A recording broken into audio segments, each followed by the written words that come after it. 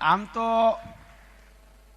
જે તમે નક્કી કર્યું ને, મનથી તમે સ્વીકાર્યું ને, અથવા તો તમને ખબર છે ને કે અમે રિઝલ્ટમાં નાપાસ થયા છો, એનો અર્થ જ એ થાય કે તમે પાસ થવાના છો. કારણ કે સ્વીકારવું ને એ જ અઘરું છે. પણ તમને ખબર છે કે હું નાપાસ થયો છું, પણ તમે જે નક્કી કરશો ને કે હું નાપાસ થઈ ગયો, તેથી જ તમે નિષ્ફળ જશો. ખાલી ખબર હોવી જોઈએ કે આપણે પાસ થયા કે નાપાસ થયા.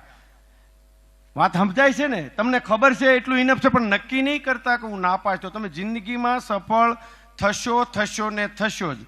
તમે ખાલી 1 વર્ષ માટે નાપાસ થયા છો, પણ જો નક્કી કરી નાખશો કે હું કંઈ નહીં કરી શકું, તો આ દુનિયાની કોઈ તાકાત નથી તમને નક્કી કરાવી શકે કે તમે કાંઈક કરી શકશો.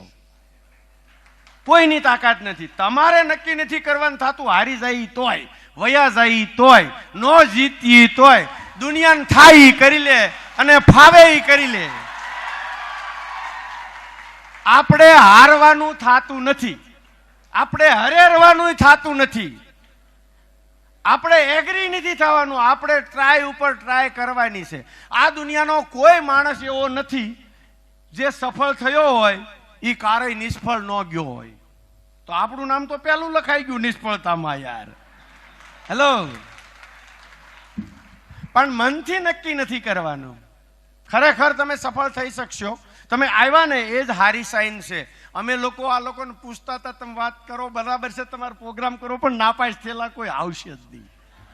એ આવતા છે એ ભડના દીકરા હોય.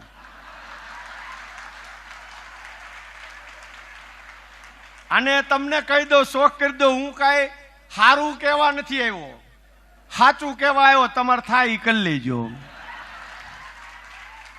સાચું કહેવાનું દીકરો હોય એમ. હું આજે જે કંઈ જવાબ દઈશ ને, હું મારા દીકરાને દઉં છું, મારી દીકરીને દઉં છું, મારા ભાઈને દઉં છું, મારા પરિવારને દઉં છું. એ સમજીને દઈશ. એટલે મારે કોઈ પ્રેઝન્ટેશનની જરૂર નથી.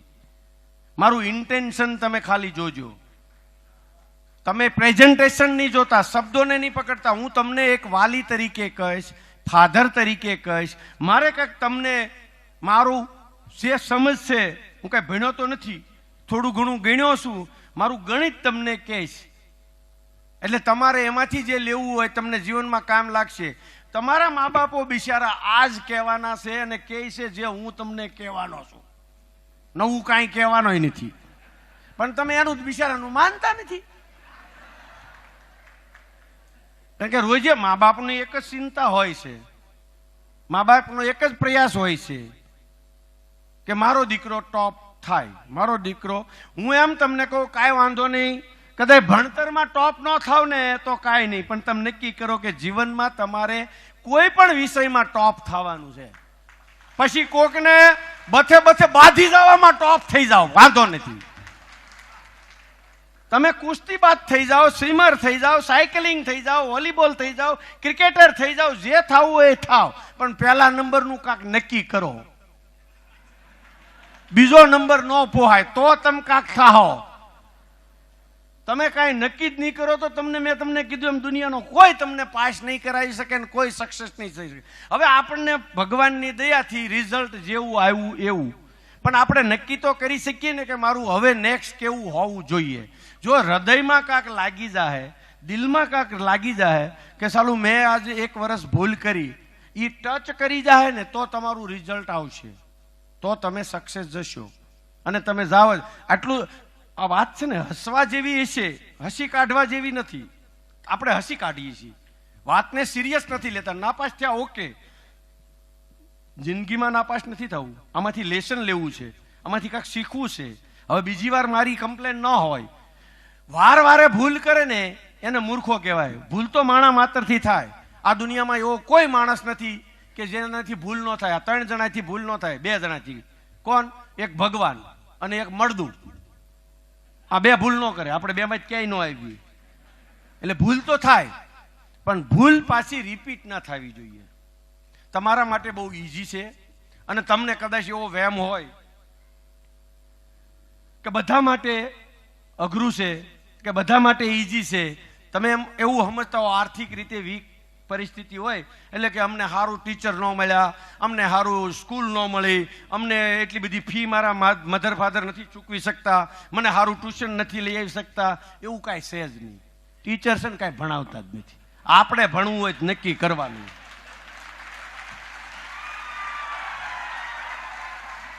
આ હકીકતે મારા દીકરાના શબ્દો છે. એ પેસ યુનિવર્સિટીમાં બીબીએ કરે છે, 4થા વર્ષમાં છે. અમેરિકામાં 4 વર્ષ હોય, અહીંયા 3 વર્ષ છે. બીબીએમાં 4 વર્ષ. એટલે મને કે તમારે શું કરવું છે, ડિગ્રી જોઈએ છે કે ભણાવવો? મને ભાઈ હવે હું બોલકો માણા ગામને સલાહ દઉં, મારા દીકરાને ડિગ્રી તો જોઈએ જ યાર. મારે ડિગ્રીને કાંઈ જોતી નથી ને ખાવી નથી. ડિગ્રી તો જોઈએ, કારણ કે મને કોઈ કાંઈક કે પણ કઈ ડિગ્રી સારું થઈને મારું વર હું કામ બગાડો છો? હું ત્યાં કાંઈ ભણતો નથી અને કોઈ ભણાવતાય નથી. હવને ભણવું હોય ભણી લે, કોકનું જોઈને પરીક્ષા આપી દે, વાર્તા પૂરી. હું તમને રિઝલ્ટ આપી દઉં, પછી તમારે શું જોઈએ? આ તો એક હસવાની આ સત્ય વાત છે.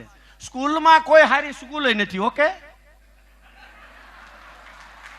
તમારે ભણવું હોય ભણો, નકર કાંઈ નહીં. સ્કૂલ કોઈ આપણને ભણાવી દેવાની નથી ને ટીચરે કોઈ ભણાવી દેવાના નથી. મા બાપે કઈ ભણાવી દેવાના નથી. તો ફેસિલિટી આપશે, તમારે નક્કી કરવાનું ભણવું કે ન ભણવું. તમારે નક્કી કરવાનું છે કે મારે આજે મારો સમય ક્યાં વેસ્ટ કરવો.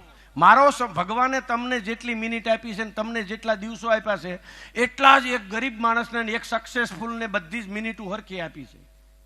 એ એટલી મિનિટોનો મલ્ટીપલ કરે છે અને આપણે એટલી મિનિટને વેસ્ટ કરીએ છીએ.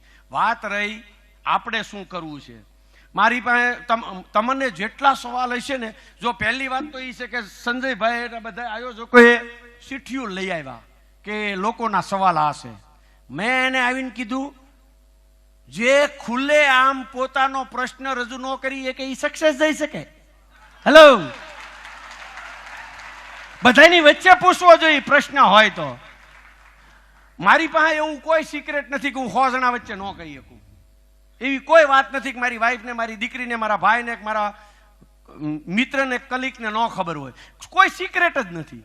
અને જે કંઈ કહીએ છીએ એ જ કરવાનું છે, કરીએ છીએ એ જ કહેવાનું છે. એમાં ખાનગીમાં શું કામ નથી ખબર પડતી? તો નથી પડતી. લે, શું છે?